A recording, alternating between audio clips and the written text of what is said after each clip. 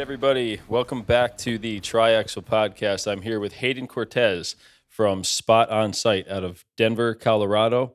Welcome, Hayden. We're glad to have you on the podcast, and I'm excited to tell our users about your history, the paving business that you were involved with, and now Spot Onsite App. Appreciate it, man. I'm excited for this one because there's like what we do is kind of very niche. It's construction technology, and we're just a bunch of dudes that have came from the space and trying to figure out now how to navigate in the tech space. So I feel like we got a lot in common that we can kind of dive into, man. But I appreciate you having me on.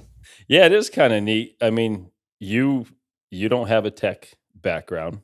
No. Neither do I. And now here we are, coming from the site, from the field, and kind of worked our way into the tech business. So I'd love to hear a little bit about how it got rolling. And to kind of back up a little bit, I met Hayden at the National Pavement Expo? Yeah, NP out in Charlotte. Yep, in Charlotte, North Carolina. Met those guys there. They had a booth set up, and it was the first time I ran across Spot Onsite. Caught my eye, got talking with them, and some pretty cool technology that you guys have. Very impressive platform and very easy to use, and most importantly, it's very efficient, and it really brings you to the next level with what your customers can do with their proposals and their efficiency and their accuracy of their bids. So it's pretty neat. I'm looking forward to hearing more about how that came up. Yeah, appreciate it, man. I'll kind of dive right into our history and how I got into the construction space. So in high school, I was doing landscaping jobs, and then in college, I pulled fiber optic cable. But while I was going to college, I actually went and got my degree in exercise science. So what I wanted to do was do cancer rehabilitation for cancer patients through exercise training. Unfortunately, that was not a field that had enough jobs and enough demand to where I could go and roll into that. So I went and started working at a gym called Lifetime right out of college. It was close to where I was living, and I was just selling gym memberships. I happened to be up for what's called a walk-in gym membership, or a walk-in, which is some person walks in, wants a gym membership, you give them a tour, you try to sell them. And it happened to be who's now my business partner, Zach. And we just kind of hit it off right away, man, and built kind of a good connection. And so over the 8 months I was working at the gym, he would always stop by, say what's up.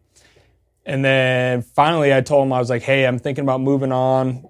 The job's not kind of filling what I need to do and not fulfilling me in general.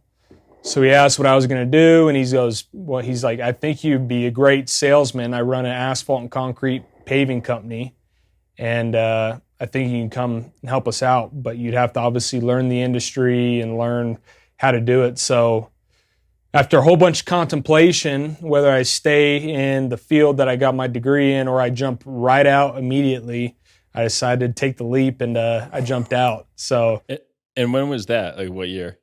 So this was 2017. So I graduated I graduated in 2017, started working right away.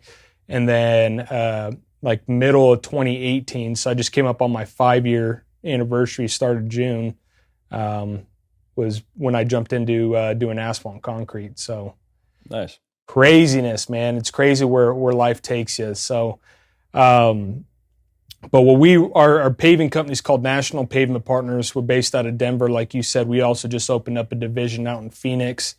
And we do concrete and asphalt maintenance. And so target primarily commercial property managers, HOA property managers, really the private commercial sector. We do some new construction paving and concrete, but mostly it's just maintenance. And what we wanted to do is, and Zach was great about this from the inception of National Pavement Partners, is he wanted to be different. If you've never seen Zach before, a picture of him, he's a good-looking dude. He's got tattoos. He's clean cut. The complete opposite perspective or perception of what you think an asphalt contractor would look like. And so he kind of honed in on that and been like, okay, I want to continue to do something that's different. And what we started with was our sales process. And we've always been a very top-heavy company, and sales, our sales team's always been pretty solid, especially now. But when we were a small sales team, starting off, what we did is we all had iPads. We used a program that was essentially like Google Earth. And we'd walk around the properties and we'd mark the locations to create what's called a site map.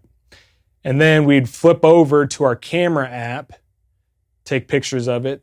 Then we'd flip over to our notes app and write down, 5x5, repair, remove 6 inches of asphalt and replace. And so we did that with every single repair area. So the scoping process took a little bit longer because we're flipping essentially through 3 different programs on our iPad. But then when we go back to the office, what we would do is we'd put together the numbers, add up all the measurement totals, create our proposal, and then we would generate and create what's called a pavement assessment, which puts together the site map, all the photos, all the notes, and it kind of gave the customer a clear, transparent picture of all the areas that we were proposing to do work on. And when we did that, that was really like when sales just went through the roof. Our first year of doing that process, our sales went from 8 million to 18 million in a single year. Wow. That's awesome. It went nuts. It was awesome. But then, we've learned the heartaches of scaling too fast. And that's exactly what happened. Like within the first week, we realized, okay, we got to pretty much bump up our labor force. We got to bring in a whole bunch of equipment. And within 1 week, our payroll tripled. So it became like chaotic and crazy. We bought milling machines, new pavers. It was nuts. And so what we realized was, okay, so it's great. It's a good tool up front. But that same year, our sales guys were so damn busy, including myself, that when we would go hand off our projects or like the project data, including the maps, the photos and notes, essentially these pavement assessments, and if we didn't have time to go spray paint every single repair area, our guys, our foremen, our superintendents were hosed. Sure. That's when we're like, okay, not only do we need this for the upfront presentation part, but we also need it for the production part when we hand our field staff what needs to get done and where. And so we kind of put our heads together. We're like, we just need to build an app, man. Let's just build an app. So 2021, we started developing Spot Onsite. It was like in April. And then we launched our version 1, I guess, February of last year. So we've been around for about a year and 4 months. And so our whole goal is to streamline the scoping and estimating processes for asphalt and concrete, specifically maintenance contractors. It's not really it's easy to take your pen, paper, and clipboard and wheel and take a couple pictures of a job site. That's very quick, but it's the back end part of creating these reports that have everything for you already done the second you walk off a job site that you can send to your customer. That's what we really provide and the value we provide for our customers. So, and you were doing it like, using your notes and the Google Map application and photos. It was getting it done, but that was very time consuming. Yep. And, each one was stored separately. So you had to go back to the office, put it all together. And I like what you did with the pavement assessment. Is that what you call it? Yep. I mean, when we were paving as well, there's a big difference between, like a text message or a call or just a quick email saying, hey, your number is going to be this, versus, hey, here's your proposal, very detailed pictures, all the, the important repair areas, what's getting dug up and new base, what's not. I mean, the more detail you put into that, the more the customer feels comfortable with the company that they're dealing with the product, the quality that they're going to get. So undoubtedly that's, obviously what contributed to your chaotic increase in sales, which was good and bad for you at that time. 100%, man. And if you think about it, like, I just literally wrote a LinkedIn article about it today, and the construction industry in general has a negative, public perception for a reason.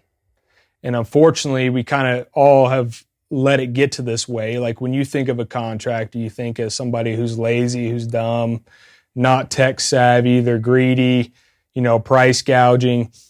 And so when you show up and you give somebody a simple proposal that exceeds their expectations from up front, or you show up and you actually have brushed your teeth and your shirt's tucked in and you run a comb through your hair, like, if you do the small stuff and you kind of throw these people off on what they expect, dude, the amount of work you can get is ridiculous. You can have jobs for days, then obviously, the hard part of it is producing all of it. But sure, then you start to build a company that can be selective, and you can pick what customers and what kind of jobs you want to do, because you have so much opportunity that's coming in. You can figure out what maximizes it. So, that's what kind of really attributes to our success, and that's what we're trying to change, is the image of construction in general. Sure. Which nationwide, there's a pretty big push with, I think people are realizing, we have a labor problem. It's been that way for a while, but just in the past couple of years, it's become more evident. So now, you see contractors themselves putting more time and effort into their presentation, their image, their branding, Yep. And not only are individual contractors doing that, but there's companies out there, on social media and, just bouncing around the country, helping promote the trades, promote the construction, excavating, pavement industries, because it does, not that it needs to be reborn, but you're right. People do have this perception, and now there's a big push to show them what it's all about, the people that are in it, just what goes on inside of it. So I think to your point, people just don't know. They just think it's some lazy dude, bum showing up in a pickup truck. Oh yeah, I'll pave your parking lot for you. But that's the furthest thing from the truth. There's a lot that goes on to running these companies, and just the day to day and keeping the wheels turning. Yeah, man. And don't get me wrong. I've seen, especially Spot Onsite, we're talking to customers all over the place, and I've seen the contractors that, people expect, the typical contractor, all the way to like professional ran organizations. And it's cool to see such intelligent people and business savvy people that have came into the construction space because they see the opportunity for it, but they run it completely differently. And so it's super cool to see that. But to your point about labor shortage, that's obviously, everyone talks about it. I read American Builder Association, American Contractor Association, one of those associations put out a study, and they said for every 4 baby boomer guys that are leaving the workforce in construction, there's only 1 kid to come and replace them. Right. And like these next 5 to 10 years are going to be when the guys, the baby boomer generation that's holding the foreman, project manager, like higher up positions in these companies, are going to be leaving the workforce. There's going to be a huge, huge gap. Mass exodus. And, that's what sticks with me from something I read. Mass exodus in the next 10 years. And it's like 75% of the workforce that's going to be getting out or something like that. And 4 to 1 kind of, makes sense. So yeah, it's going to be a big problem, but also a lot of room for opportunity. 100%. And that's where now getting and embracing the technology and learn how to become efficient as a construction business is going to be more important than ever because, 5-10 years down the road, who knows what's going to be out there. And if you figured out the game and the recipe to operate and run efficiently and push more revenue through the door, then, you'll be a blue collar billionaire before you know it, man. Sure. Yeah, I think the opportunity, it can't be understated, the opportunity that's there, coming up in the next 5, 10, 15 years. And for current business owners or younger guys that are looking to get into it, not that you'll be able to name your price, but when there's less competition, you get to charge what you're worth. And obviously your workload stays that much farther out in front of you. The opportunity is endless. So now if you can get in now, lay the groundwork, become efficient, start maximizing your potential with your estimating, your office staff and out on site, and really get dialed in for what's going to be happening in the next decade or two, you really could be in a really good place to just crush it. Yeah. Oh, dude, I couldn't agree more with that statement right there, man. You nailed it on the head.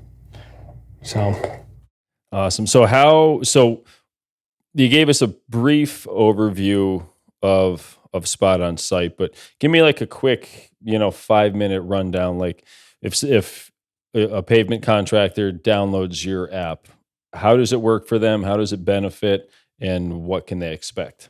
Yep. And I appreciate you letting me do a little plug on here, man. It's awesome. Yeah. So when you download Spot Onsite, what we did is we try to make it as customizable as possible for you. So first thing you want to do is create what's called your repair categories. And what we call those are like either your line items for your proposal, or those are like the exact damages themselves. So you can call them like 2-inch mill and pave, or you can call it, asphalt damage, or you can call it pothole, whatever you want to call it. So you as a team are just going to build that list. And other than that, that's the only setup you have to do. Then it'll take you to a satellite imagery image of wherever you type in the address, the project address, and you have a location dot that's going to follow you around as you are scoping and creating a scope of work for this project. And so we have a couple different modes. You can get the square footage of a parking lot or a large sod area, or really anything flat and exterior. You get the square footage of it. You can also get the linear footage of something, or you can use what's called spot mode, which is a single pin for any kind of issue. So trip hazards, potholes, sidewalk repair, you name it. So what it does is you'll place your location, or you'll measure it. You'll label and describe what the issue is, what repairs need to happen, get your measurements from it, and then you can take a photo, video, multiple photos and videos. You can upload it from your library. And the second you click save on that area, it spits all of your data that you just typed in or entered to the cloud, which is called your dashboard, right away. And so as you're building and creating your job scopes, all the data is going already to your dashboard. It's already done for you. And then the second you're done, the report's already ready to go. So you can send the reports in a PDF format, which it generates. You can put your company logo on there, or you can send it as what's called a shareable link, which is kind of an interactive link to where the recipient, like your customer, can zoom in and out of the map. They can, look at the areas. They can look at the pictures. They can look at your notes. And it's a great proposal supplement tool that's going to pretty much give your customer, a boots on the ground view. Now, when I was talking about earlier how we had that huge gap in the handoff process of passing project information from the estimating all the way to the production side, or to our foremen and superintendents, we created what's called a team sharing feature. So how companies use it is the estimator will create the scope of work, the project gets awarded, and what the estimator will do is then share the project, team share it, with the foreman, the superintendents, the head of operations, whoever's going to be on the job sites. And so the foreman, superintendents, they can pull up the map. It's on their phone, their tablet, whatever they have, and they can walk up to every single area so they can actually mark out the jobs for the estimators. And then as the job's proceeding, they can take before photos, during photos, after photos. They can document change orders. and it just keeps all of the data under that same project that was originally created.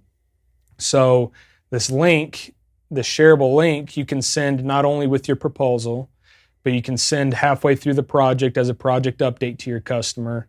And then you can send it at the very end with your final invoice, and it has all the documentation for you. And the goal is not really for our customers, being the contractors, to enjoy the reports, but it's for their customers to enjoy the reports. So the goal is to have, your property manager to be able to sit on their ass all day, not have to get up and drive to the job site. They know exactly what's going on. You can do that through communicating seamlessly from sales to the field. Sure. That's awesome. I give you guys a lot of credit. I mean, that's super innovative. When I was paving, the things that you're talking about, I did the old-fashioned way as well.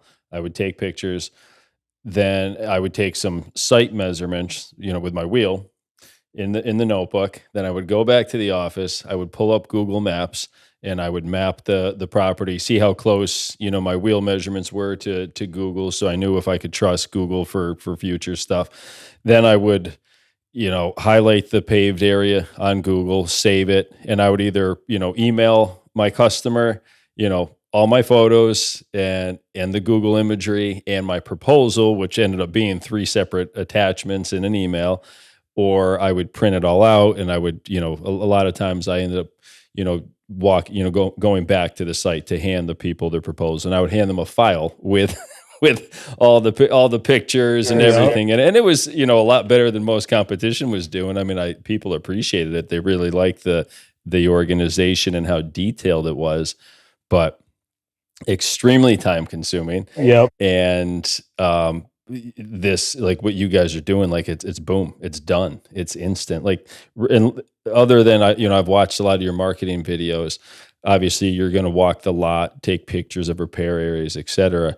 But for the most part, you could sit in your truck and put that whole proposal together, map it all out, and then do a quick drive around, take the photos, and boom, they're in.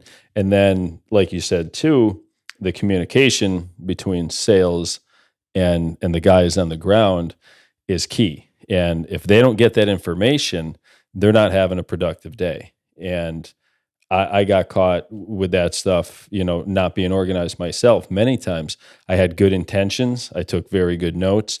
And then if I sent the guys out and I wasn't able to get there, they're calling and saying, "What were you talking about? Where was this? What spot is that?" And I'm like, man, the file folder with everything and the pictures and everything is on my desk, and I didn't hand it off to them. And now here we're doing this. So, with Spot Onsite, it's just not an issue. That's pretty awesome. Yeah, man, you get it. And I mean, a lot of other contractors understand, like, I think maybe we should start this, but like a contractor reality show to show how many freaking phone calls you got to answer, how many changes, how many times you got to pivot throughout the day to go put out a fire or mark out a job. Like, there's so many different things that contractors have to deal with on a day-to-day basis. The last thing they want to do and need to be doing is wasting time trying to be an artist and creating a nice PDF report. And a lot of times it just didn't get done. And by not doing that, that can hurt your sales, that can hurt your presentation. So when you would, and I found that, I got to the point where I would get so busy, so buried, I would just start texting numbers to people. Like, "Hey, it's Matt. Here's, the price to pave your driveway. It's $8,500 or whatever it was." Some people would get back to you and some would just be like, "Can I have a little bit more information on that?" I'm like, yeah, you probably deserve that, but I'm so busy, I just didn't do it. But yeah, I mean, presentation is everything. So, and it's all about efficiency. We're in a game where time is money, but you have to do good work in a timely manner to keep the workflow coming in. And, early mornings, late nights, it takes a lot to run the whole show and keep it moving. So efficiency is key. And now with the labor issues that we're having and how competitive things can be, like, you have to be on your A game. You have to be efficient to be able to outwork your competition and win those bids. And that's where, Spot Onsite comes in handy. That's how we came up with Triaxle. It's all about, efficiency, time saving, fuel savings, technology coming into the construction world. It's kind of just being recognized. And I think along with what we're seeing with the labor issue and what's going to go on in the next 5 to 10 years, I think you're also going to see technology really, coming into play, and guys, almost being forced to adapt or they're just not going to be able to compete anymore. 100%. Yeah. If you're not on it, man, these guys will quickly be weeded out. And when you're talking about efficiency, like there's so many inefficient things that contractors do that hold them back. Like think about another problem I think that contributes to the poor perception. Just think about like your everyday general contractor or your tile guy or something. Like all the small go back works or read work, or we call it warranty work, you have to go back again to fix small shit, is what really hurts contractors' bottom line. At the end of the year, we had it that same year, which is why we did it. We had $200,000 that we had to spend in warranty work, and that's just paying out like labor and materials for rework. That's from being sloppy or having poor communication. And so by streamlining or being more efficient, of handling, giving setting up your field, giving them the opportunity to set them up for as much success as possible is what's going to really help you make more money, help you hire better people, help you get better equipment so it's not breaking down all the time. And it's these small things that add up every single day that happen consistently. And before you know it, you're running a business in chaos that's not making as much money as you think. And like you're just at wit's end, and it begins to hurt your reputation as well, because like you said, you're just too busy and you can't put out the same quality of work that you want to, that you need to, but it's because too many inefficiencies are stacked on top of each other. Sure. And you're just busy trying to maintain. You can't push forward. You can't build a better organizational plan because you're too busy trying to put out fires from 2 days ago and people complaining and saying, hey, where are you? You guys didn't make it, or they ran over my plans, or like, just all the little nonsense that 5 minutes, 10 minutes, an hour here. Next thing you know, the day is over and you're like, man, I didn't get nearly as much done as I wanted to today. I mean, you guys live it every day, and a lot of people do. So yeah, it's all about, you got to utilize technology.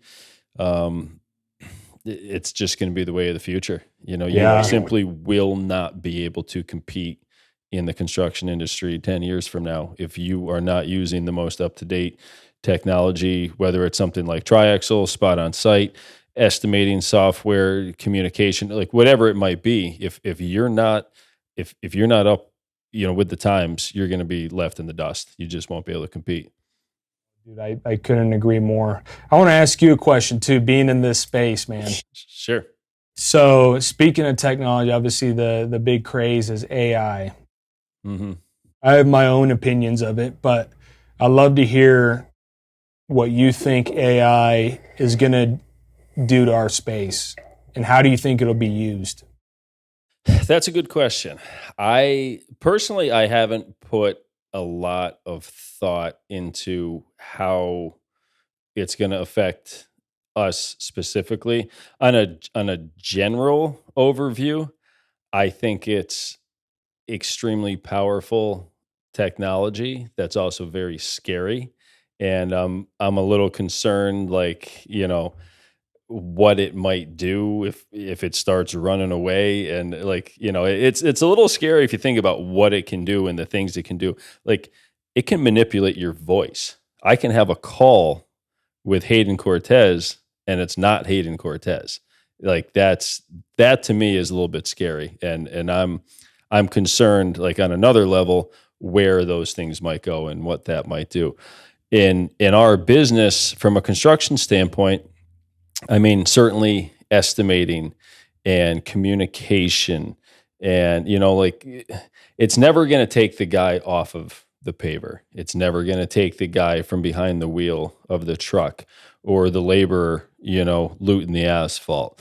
But what it might do is pros and cons, man. I mean, it could do some good things. The foreman on site might be able to talk into his phone and say, hey, compose this back to the home office. And that might be able to make him more efficient by, his quick synopsis to whatever platform he's using, communicating back in or turning it into an estimate or whatever it might be. I'm not sure. Honestly, I haven't put a lot of thought into specifically what it's going to do. I've just kind of thought about it on a broader level and seeing it come in. And it almost feels like Doug and I were talking about this the other day, like, where did it come from? Like just in the past couple of months, it's like AI this, AI that, AI this. Like, I had heard about it, but literally in the past 3-4 months, it's all over the place, all over the news, all of our social feeds. And it's definitely going to be a little interesting, a little scary to kind of see where it goes and what it does. And I think it could affect, it could affect jobs. It could affect lifestyles. It could affect positions in companies. But there's, in the blue collar industry, in the construction world, it's never going to replace the worker on the ground. Now, maybe AI will run robots eventually that will take over, but I don't know. Yeah. What are your thoughts? Man, I couldn't agree more. And that's funny you said that because I think do you remember the movie I, Robot with Will Smith? I don't know if I ever saw that. Okay. So it was like, I don't know, mid 2000s. Anyways, like it's all about robots who essentially are artificial intelligence. That was kind of like AI. And then, like you said, it kind of hit the wave. And now all the big companies like Zoom and, all the, especially tech companies are trying to do some sort of AI implementation. But I agree with you, man. Like, I don't think it can ever replace the amount of human decisions that need to be made on a job site.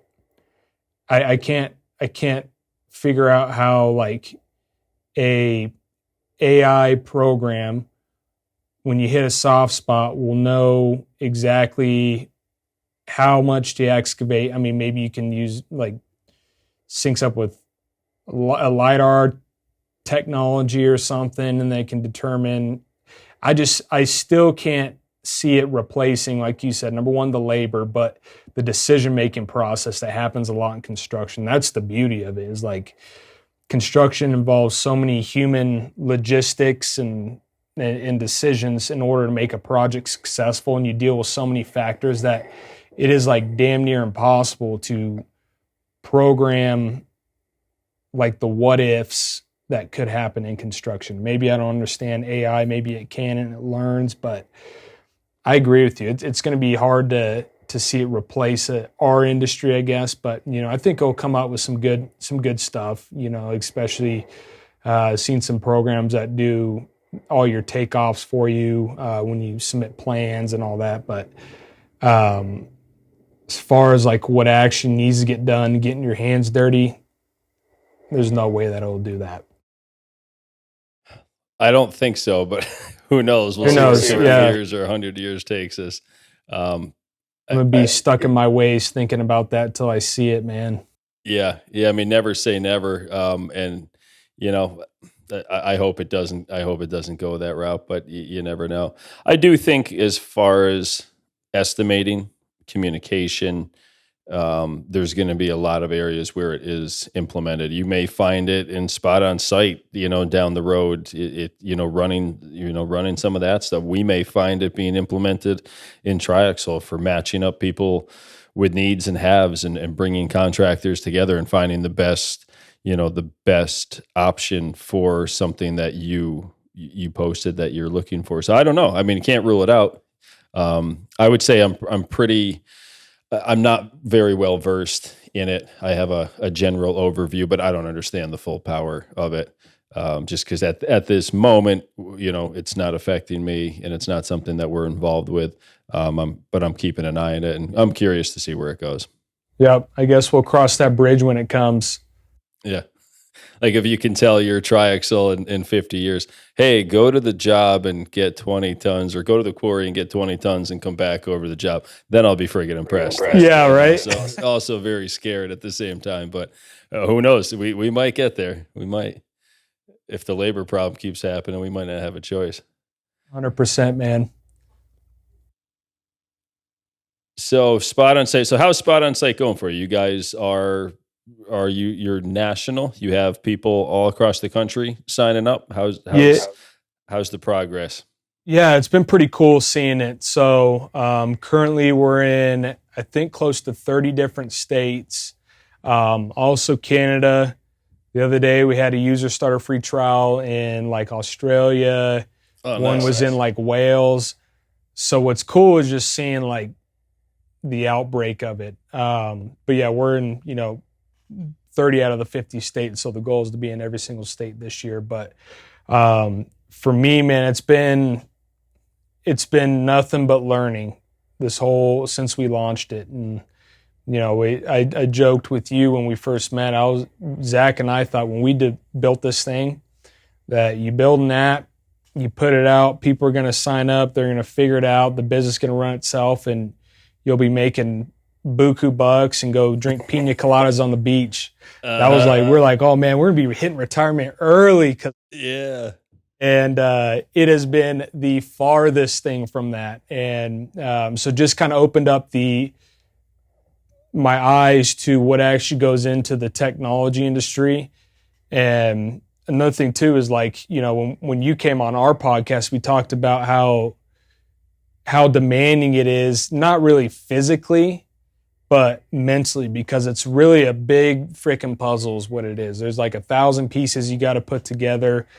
And then seeing like when we first rolled it out of how we built the app versus how we see people using it has been pretty fascinating too. So, man, this experience has been nothing but a blessing. But just seeing like the impact that it's having on companies, we got tons of testimonials of people and contractors who had helped them literally like double the amount of bids and amount of jobs that they've closed in a year.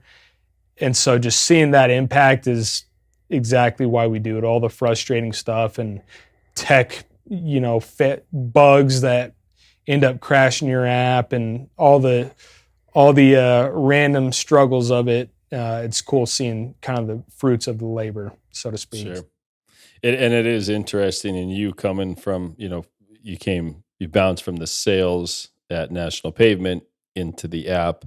And I left, our companies to come over and go into the tech space. And it's a whole new world. It's learning, and, we'll be learning for the next 10, 15 years or till whenever it goes on to. But yeah, it's a whole new space, and the users tell you what they want. Like when you guys built Spot Onsite, I no doubt you and Zach and your team had a vision and an idea for what it was going to do, how it was going to work. And then I'm sure you launched and your users told you immediately, what they liked, what they didn't like, what they wanted to see, what they wanted to have. And that happened with us. We had a plan of what we wanted, and we got most of the app out and launched, the way we had envisioned it to a point. And then immediately, like the first month, it's like, oh man, we should have done this, or we should have done that, or now we have to do this. And then people, we're basically in a beta, we're still testing this, we're live, we have users across the country, but we're not charging anything for it. We're letting our users tell us what they're liking about it, what they're not. We're implementing some new stuff. And it's kind of funny to see, like, people are like, wow, this is awesome. This is great. We're super appreciative. Thanks for doing this. And then somebody else will leave us a bad review and say, I tried to install it twice. It didn't work. It's a piece of crap or something. Yeah. It's like, come on, dude. We're brand new. We just launched. Like, give us a second here. And we're not charging you, just like bear with us. Maybe give us your feedback, but don't go bombing us with a review that, I mean, if it's true, it's true, but people are funny. Some are patient, and appreciative, and others just think, well, it's technology, it should work, and it's not working. 100%. Yep, that's exactly what I was just going to say right there is at the end is people expect when they download technology that it's should be working perfectly. And I think it's because a lot of people use so many like well-known apps that these guys have hundreds of $1 million put into development in this. They've been around for a lot longer than people even realize versus us who, we're used to having our boots dirty, trying to figure out how to make this coding stuff work and how to improve the user experience. Like, sure. It's just crazy, man. And like you said, the user feedback has been incredible, and that your vision and what you think you need to develop totally changes based on, just actually running users through it. And, I can't thank our current customers enough because, I think we've only lost maybe five to seven customers out of everyone we've had since we launched. Wow. Because of like they didn't like it or it didn't work for them or whatever. Our customers have been very patient with us, but we also approach it to where like we're real dudes, man. We're just like you guys. I want you to give me the good, the bad, the ugly. I appreciate your patience, but we promise we'll build this out and make it better and better. So you almost get buy-in from your initial users because they see the opportunity and they see where it can go. Like sure, Triaxle, your first users, especially the ones that we call the promoters, the guys that love it, dude, they're going to be with you for a long time, and they're going to like say, holy smokes, like when I first started using Triaxle back in 2022 to where it's at now in 2025, he's like, it's night and day. It's amazing what these guys have done. So by building those kind of relationships and growing with these companies is what's going to be kind of very fruitful for us. And this is why you started your company. This is why I started my company, was to help make guys in our space better. And ours is really like, we're all about growth and speed. And so if we can provide a customer with that by developing this or making this button one less click, then we're going to do it, man. Sure. Yeah. You have to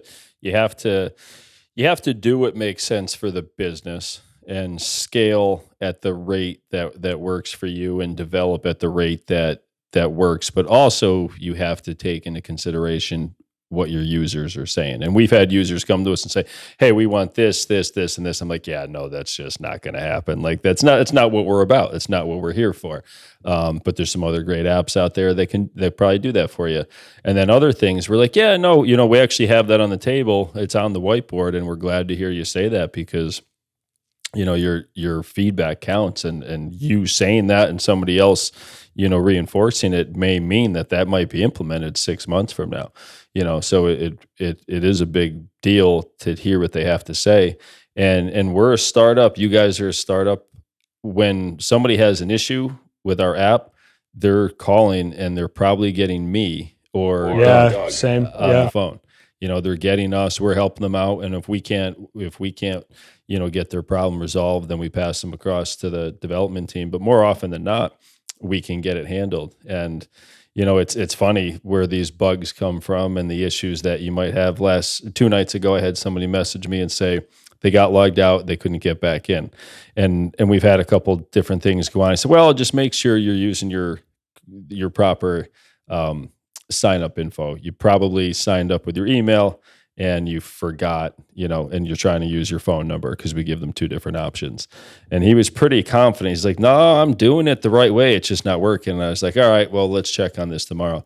And then yesterday I went to go sign into my app and I was logged out, and I was having the same problem that he was having, and I couldn't get in. We had an actual bug. And I was like, oh man, where did this come from? How did this happen? But of course we have hundreds of users across the country.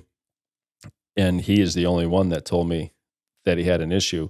But how many people are experiencing this problem? And they're not reaching out to us. They're not telling us. And they're putting us in this category of, oh, well, it's just not working. And I'm going to leave you a bad review.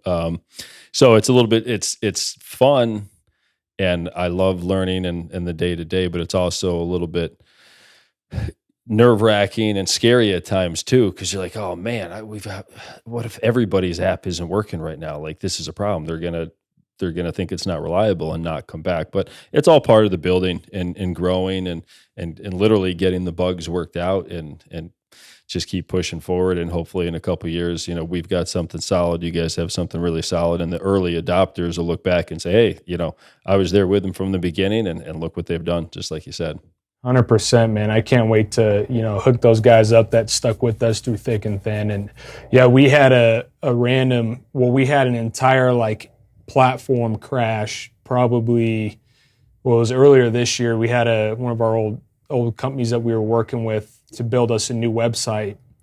Their developers kind of changed some settings in the website, which is kind of attached to the app platform. They changed the settings and it crashed everybody's the whole thing just on a random Thursday night at 4 p.m. just totally random. So we had to call fire drill and get it taken care of. And so, like you said, it's a lot of it's uncontrollable, and you feel bad. You feel like an idiot that your thing's not working, but that your app's not working that you built.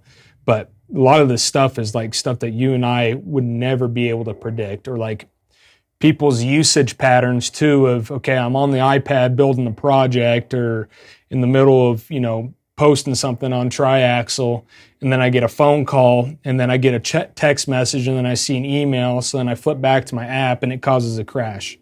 The way people use it, manipulate with it in real life, it is impossible to predict all the situations. So like you said, you just kind of got to go through it, and the bugs have to happen. It's just like life. You got to fail in order to learn and adapt and fix it.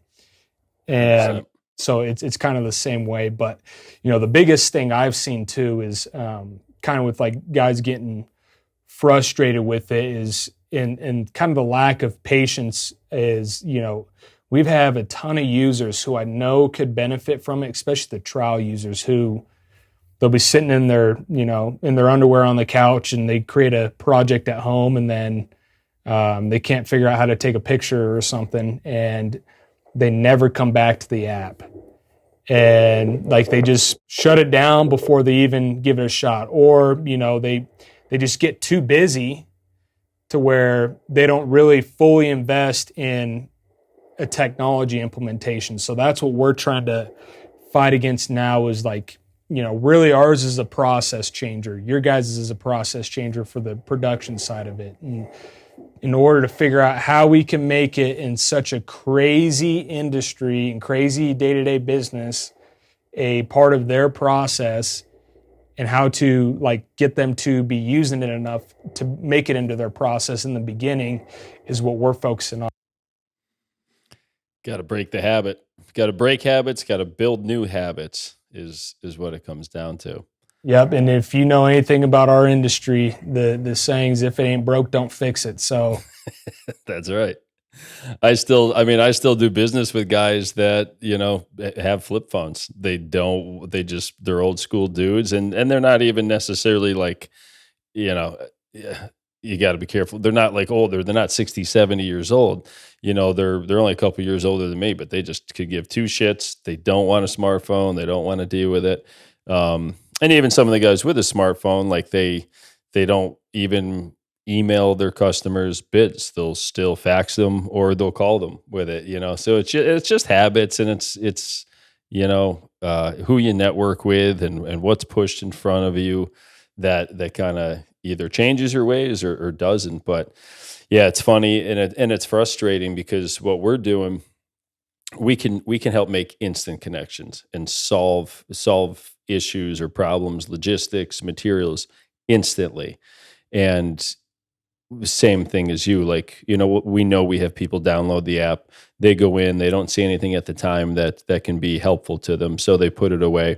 And then, even some of our early users that I know did benefit or gave us really great feedback, I noticed them, I see them on Facebook making a post, hey, where can I get this? Where can I dump this clean fill?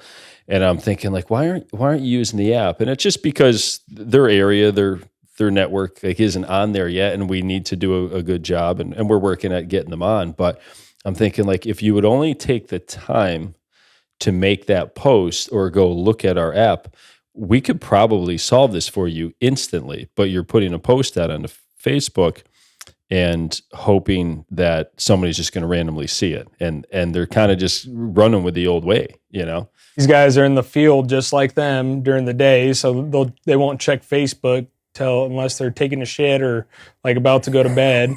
So they won't see it till 8 hours later. But I agree, man. And so getting that across to people is hard because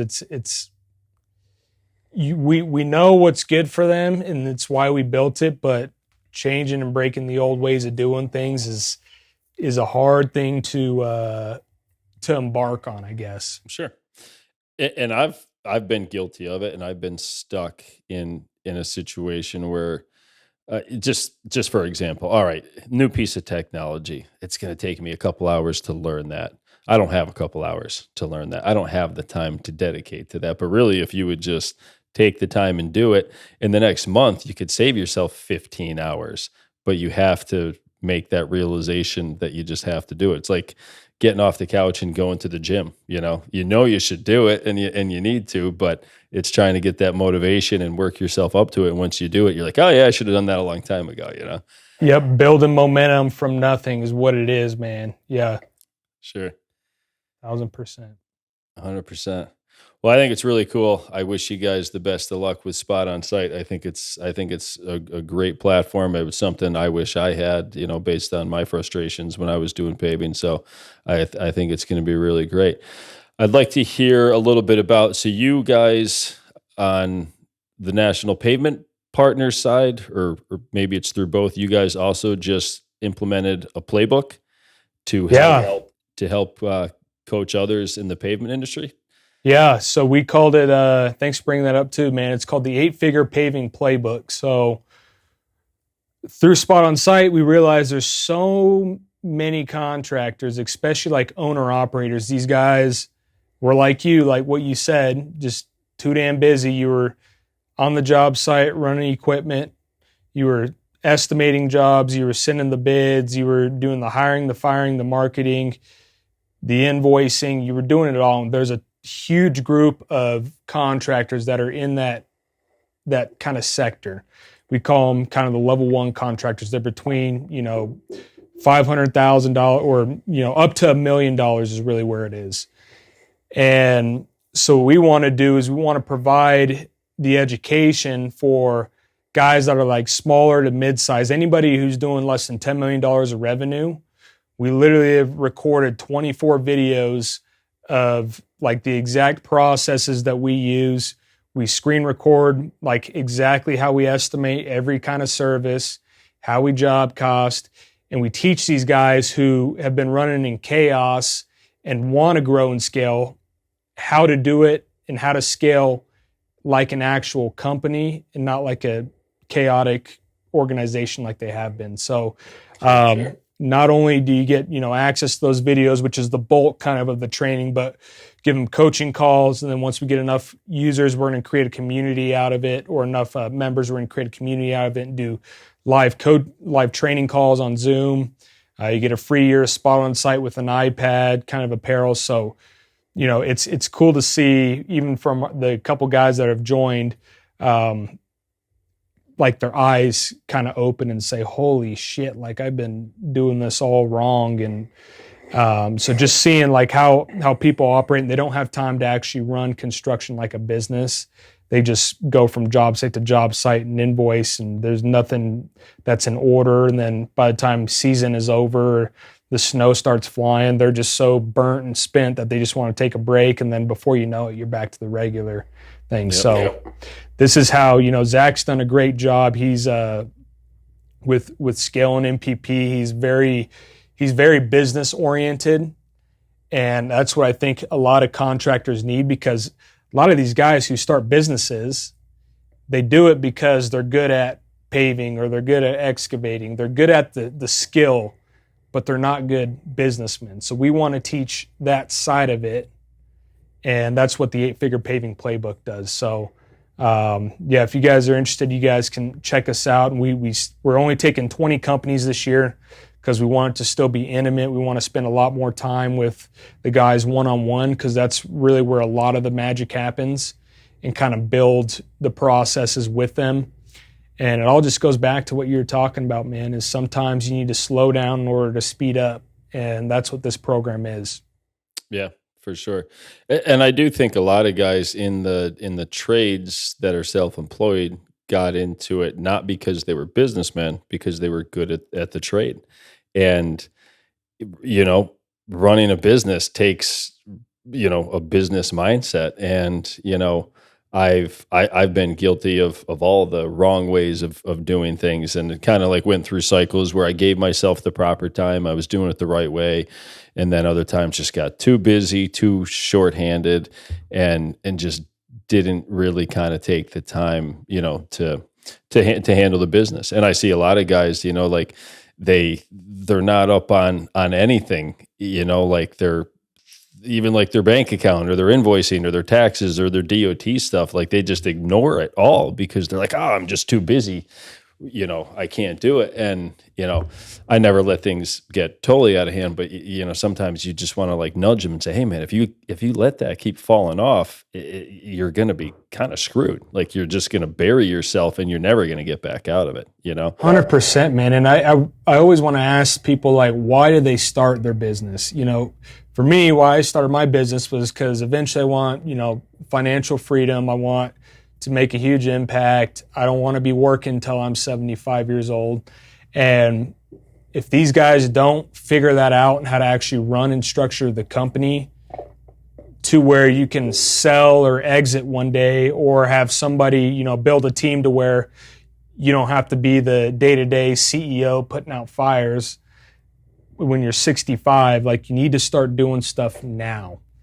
And, we just see that too often, man. It's hard, but I totally understand why it happens. So just trying to get people to stop, pause, and break down. And another thing too, like you said, is a lot of contractors really have no idea how much money they actually are making.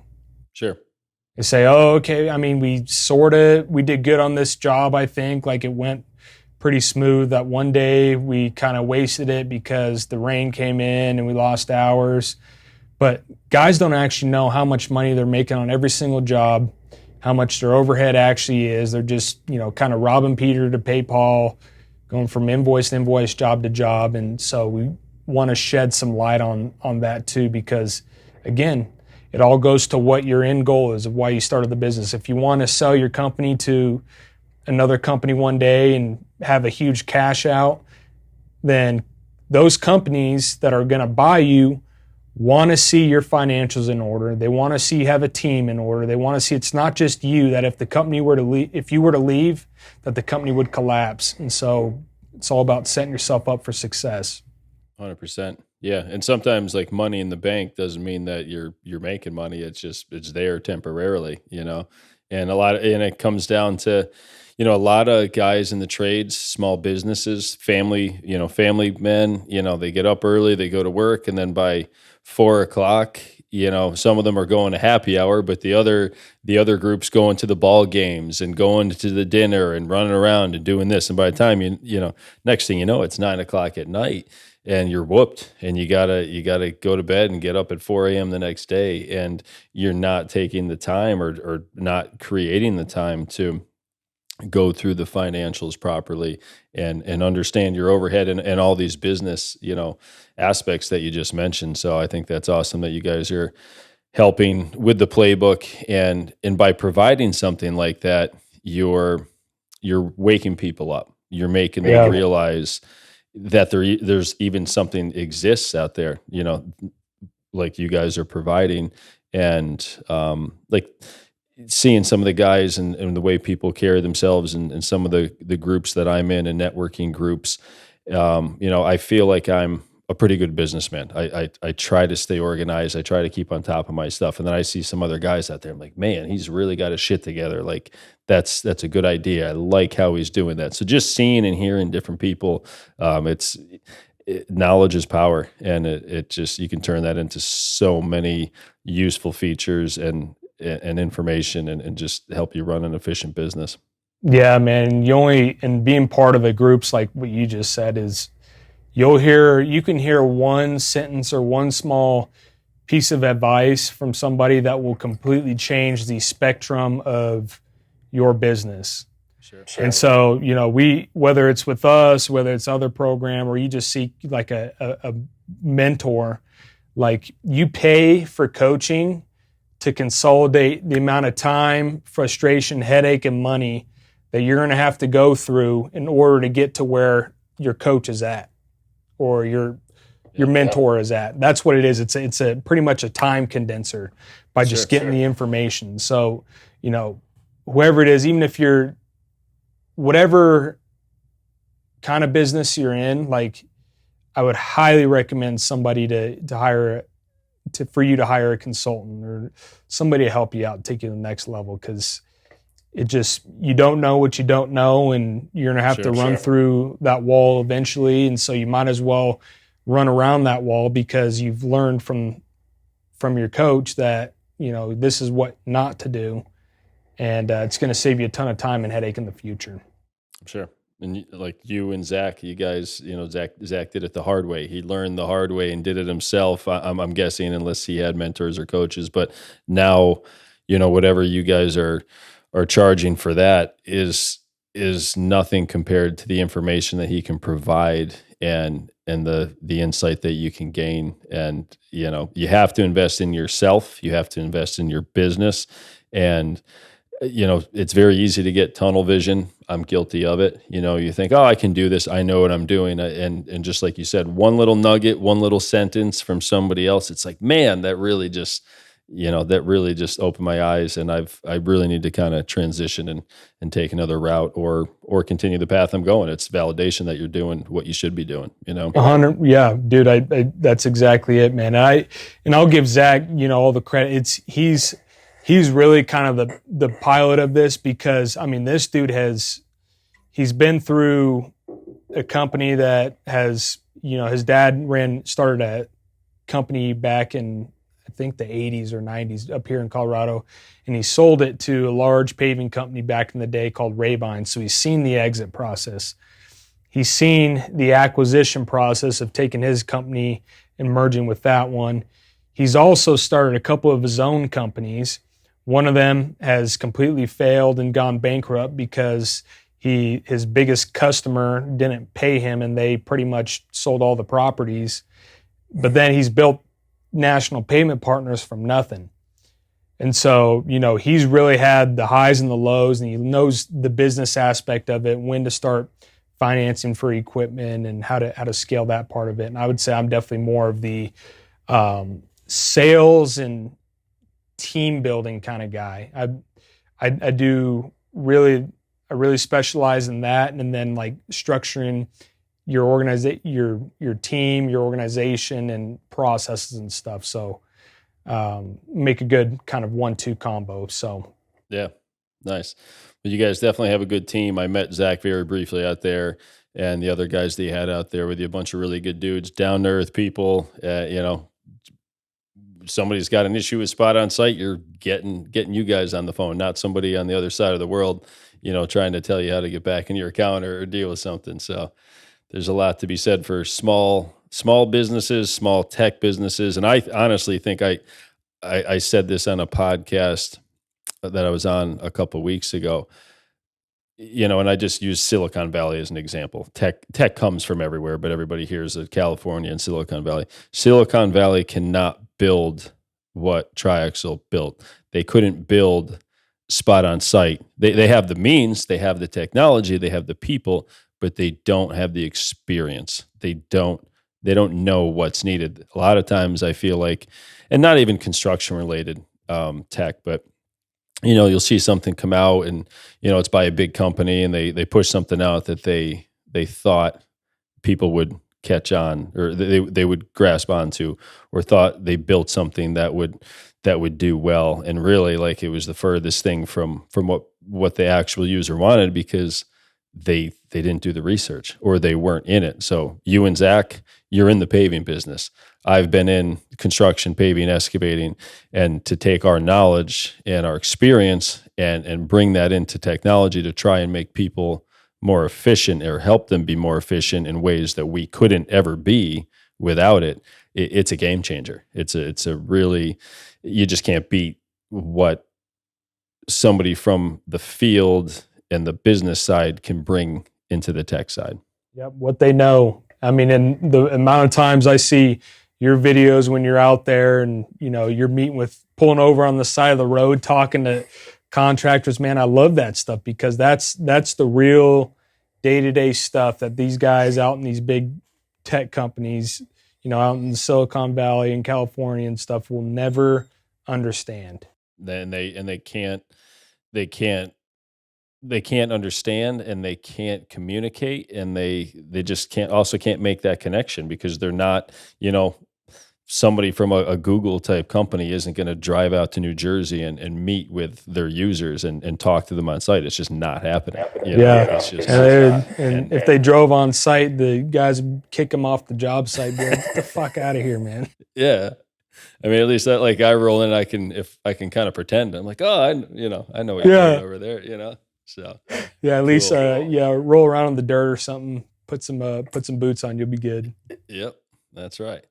So awesome, man. Well, why don't you tell our listeners how they can get hooked up with Spot Onsite if they're interested in the eight-figure playbook? Yep, 8-figure paving playbook. Kind of a tongue twister. We should work on that, but that's what it's called. So if you guys want to find us and download the app, just download us from the App Store or the Google Play Store. We're officially live in that as of like 2 months ago. You can create your account right in the app, and then it starts your free 14-day trial. We're probably, I don't know when this is going to be released, but working on adjusting kind of our free trial model. It's going to be more beneficial for the users, but needless to say, I mean, start that, and then you'll definitely get a call from one of us just introducing ourselves, and we'd love to kind of learn more about your business and how we can really help. So you can find us on any of the stores that you purchase apps, or you can go to spotonsiteapp.com and you can start your free trial from there as well. And as far as the 8-figure paving playbook, so through Spot Onsite, through our other podcast, Apps and Asphalt, we have a link, and you can find out more information about the program, and then you can schedule the interview as well. And like I said, it's an interview process. We're not just going to take any 20 companies. We're going to find out if the guys are really serious and if they have the time to invest in these programs. So if you're an asphalt or concrete contractor wanting to scale, the 8-figure paving playbook is a good tool for you. So awesome. Good deal. You guys have a lot going on. You're going to have a busy season. Yeah, sometimes it's chasing too many rabbits. So we're trying to narrow it and dial it back in. But good news is it all kind of ties into the same goal of what we're trying to accomplish. So sure, 100%. All right, man. Well, good stuff. I wish you guys much success, and look forward to catching up with you somewhere at an event here soon, or maybe Doug and I'll have to come down out to Colorado and come for a visit and see what you guys have going on in Denver.